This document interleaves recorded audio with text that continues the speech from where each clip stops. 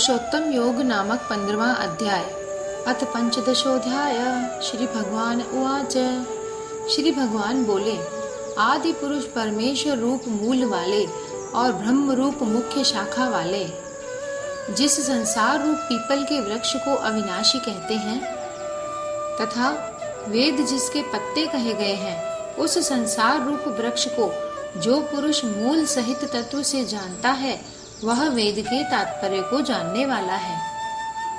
आदि पुरुष नारायण वासुदेव भगवान ही नित्य और अनंत तथा सबके आधार होने के कारण और सबसे ऊपर नित्य धाम में सगुण रूप से वास करने के कारण उधर्व नाम से कहे गए हैं, और वे मायापति सर्वशक्तिमान परमेश्वर ही इस संसार रूप वृक्ष के कारण है। इसलिए इस संसार वृक्ष को उधर्व मूल वाला कहते हैं। उस आदि पुरुष परमेश्वर से उत्पत्ति वाला होने के कारण तथा नित्य धाम से नीचे ब्रह्मलोक में वास करने के कारण हिरण्यगर्भ रूप ब्रह्मा को परमेश्वर की अपेक्षा अधः कहा गया है, और वही इस संसार का विस्तार करने वाला होने से इसकी मुख्य शाखा है। इसलिए इस संसार वृक्ष को अधः शाखा वाला कहते हैं। और इस वृक्ष का मूल कारण परमात्मा अविनाशी है तथा अनादिकाल से इसकी परंपरा चली आती है, इसलिए इस संसार वृक्ष को अविनाशी कहते हैं। तो उस संसार वृक्ष की तीनों गुण रूप जल के द्वारा बढ़ी हुई एवं विषय भोग रूप कोंपलों वाली देव, मनुष्य और तिर्यक आदि योनि रूप शाखाएं नीचे और ऊपर सर्वत्र फैली हुई हैं, तथा मनुष्य लोक में कर्मों के अनुसार बांधने वाली अहंता, ममता और वासना रूप जड़ें भी नीचे और ऊपर सभी लोकों में व्याप्त हो रही हैं। इस वृक्ष की शाखा रूप ब्रह्मा से प्रकट होने वाले और यज्ञादि कर्मों के द्वारा इस संसार वृक्ष की रक्षा और वृद्धि करने वाले एवं शोभा को बढ़ाने वाले होने से वेद पत्ते कहे गए हैं। भगवान की योग माया से उत्पन्न हुआ संसार क्षणभंगुर, नाशवान और दुख रूप है। इसके चिंतन को त्याग कर केवल परमेश्वर का ही नित्य निरंतर अनन्य प्रेम से चिंतन करना वेद के तात्पर्य को जानना है। शब्द, स्पर्श, रूप, रस और गंध ये पांचों स्थूल देह और इंद्रियों की अपेक्षा सूक्ष्म होने के कारण उन शाखाओं की कोंपलों के रूप में कहे गए हैं।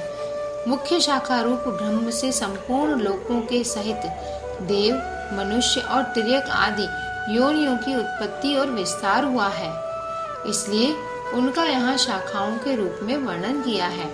इस संसार वृक्ष का स्वरूप जैसा कहा गया है, वैसा यहाँ विचार काल में नहीं पाया जाता, क्योंकि न तो इसका आदि है और न अंत है, तथा न इसकी अच्छी प्रकार से स्थिति ही है।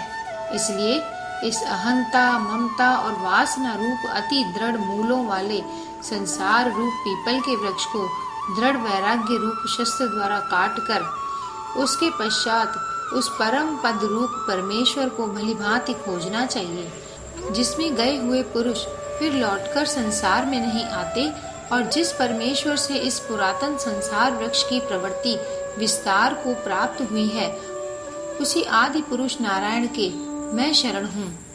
इस प्रकार दृढ़ निश्चय करके उस परमेश्वर का मनन और निधि ध्यासन करना चाहिए। अहंता, ममता और वासना रूप मूलों को केवल मनुष्य योनि में कर्मों के अनुसार बांधने वाली कहने का कारण यह है कि अन्य सब योनियों में तो केवल पूर्वकृत कर्मों के फल को भोगने का ही अधिकार है, और मनुष्य योनि में नवीन कर्मों के करने का भी अधिकार है। इस संसार का जैसा स्वरूप शास्त्रों में वर्णन किया गया है और जैसा देखा सुना जाता है, वैसा तत्व ज्ञान होने के पश्चात नहीं पाया जाता। जिस प्रकार आँख खुलने के पश्चात स्वप्न का संसार नहीं पाया जाता। इसका आदि नहीं है, यह कहने का प्रयोजन यह है कि इसकी परंपरा कब से चली आती है, इसका कोई पता नहीं है।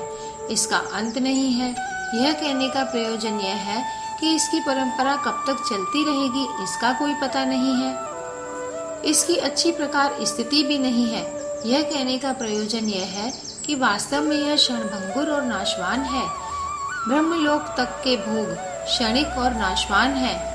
ऐसा समझकर इस संसार के समस्त विषय भोगों में सत्ता, सुख, प्रीति और रमणीयता का नभासना ही दृढ़ वैराग्य रूप शस्त्र है। स्थावर जंगम रूप यवन मात्र संसार के चिंतन का तथा अनादिकाल से अज्ञान के द्वारा दृढ़ हुई अहंता, ममता और वासना रूप मूलों का त्याग करना ही संसार वृक्ष का अवान्तर मूलों के सहित काटना है।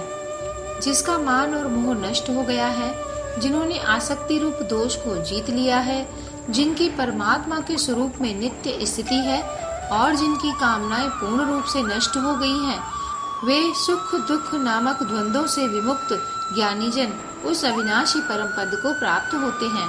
जिस परम पद को प्राप्त होकर मनुष्य लौटकर संसार में नहीं आते, उस स्वयं प्रकाश परम पद को न सूर्य प्रकाशित कर सकता है, न चंद्रमा और न अग्नि ही। वही मेरा परम धाम है। इस देह में यह सनातन जीवात्मा मेरा ही अंश है और वही इन प्रकृति में स्थित मन और पांचों इंद्रियों को आकर्षण करता है।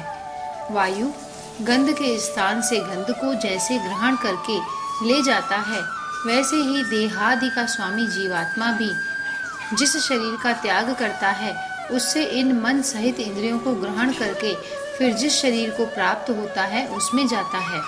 यह जीवात्मा श्रोत, चक्षु और त्वचा को तथा रसना, घ्राण और मन को आश्रय करके अर्थात इन सब के सहारे से ही विषयों का सेवन करता है।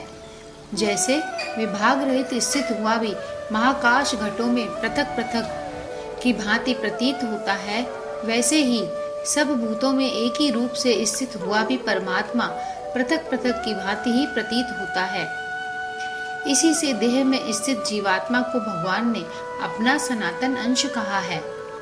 शरीर को छोड़कर जाते हुए को अथवा शरीर में स्थित हुए को अथवा विषयों को भोगते हुए को, इस प्रकार तीनों गुणों से युक्त हुए को भी अज्ञानीजन नहीं जानते। केवल ज्ञान रूप नेत्रों वाले विवेकशील ज्ञानी ही तत्व से जानते हैं।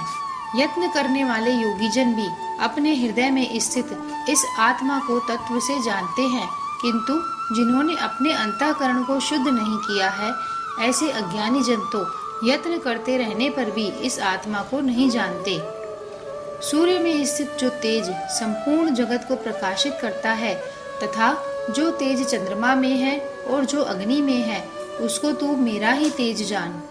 और मैं ही पृथ्वी में प्रवेश करके अपनी शक्ति से सब भूतों को धारण करता हूँ और रस स्वरूप अर्थात अमृत में चंद्रमा होकर संपूर्ण औषधियों को अर्थात वनस्पतियों को पुष्ट करता हूँ। मैं ही सब प्राणियों के शरीर में स्थित रहने वाला प्राण और अपान से संयुक्त वैश्वानर अग्नि रूप होकर 4 प्रकार के अन्न को पचाता हूँ। भक्ष्य, भोज्य, लेह और चोष्य ऐसे 4 प्रकार के अन्न होते हैं।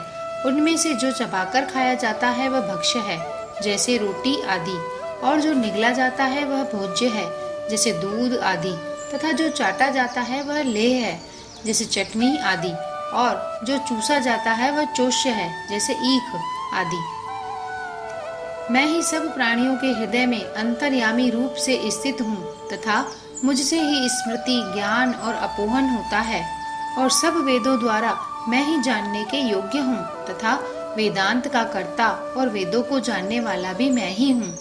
विचार के द्वारा बुद्धि में रहने वाले संशय, विपर्य आदि दोषों को हटाने का नाम ही अपोहन है,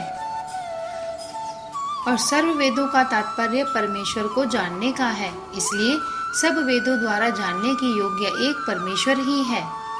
इस संसार में नाशवान और अविनाशी भी ये 2 प्रकार के पुरुष हैं। इनमें संपूर्ण भूत प्राणियों के शरीर तो नाशवान और जीवात्मा अविनाशी कहा जाता है। इन दोनों से उत्तम पुरुष तो अन्य ही है, जो तीनों लोकों में प्रवेश करके सबका धारण पोषण करता है एवं अविनाशी परमेश्वर और परमात्मा इस प्रकार कहा गया है। क्योंकि मैं नाशवान जड़ वर्ग क्षेत्र से तो सर्वथा अतीत हूँ और अविनाशी जीवात्मा से भी उत्तम हूँ, इसलिए लोक में और वेद में भी पुरुषोत्तम नाम से प्रसिद्ध हूँ। भारत, जो ज्ञानी पुरुष मुझको इस प्रकार तत्व से पुरुषोत्तम जानता है, वह सर्वज्ञ पुरुष सब प्रकार से निरंतर मुझ वासुदेव परमेश्वर को ही भजता है। हे निष्पाप अर्जुन, इस प्रकार यह अति रहस्य युक्त गोपनीय शास्त्र मेरे द्वारा कहा गया। इसको तत्व से जानकर मनुष्य ज्ञानवान और कृतार्थ हो जाता है। श्री कृष्ण अर्जुन संवादे पुरुषोत्तम योगो नामक 15वां अध्याय संपूर्ण। हरे कृष्णा, जय श्री कृष्णा।